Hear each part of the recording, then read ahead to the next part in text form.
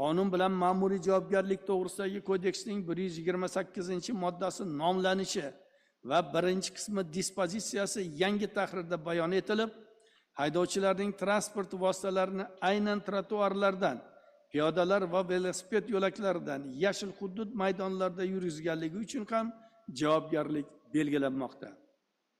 Bundan tashqari, ma'muriy javobgarlik to'g'risidagi kodeksning 147-moddasi nomlanishi va birinchi qismi dispozitsiyasi yangi tahrirda bayon etilib, yo'llarga noqonuniy to'siqlar o'rnatish yoki to'sib qo'yish, shuningdek yo'l harakati ishtirokchilari harakatiga to'sqinlik qiluvchi boshqa qurilmalarni o'rnatganligi uchun ham javobgarlik belgilanmoqda.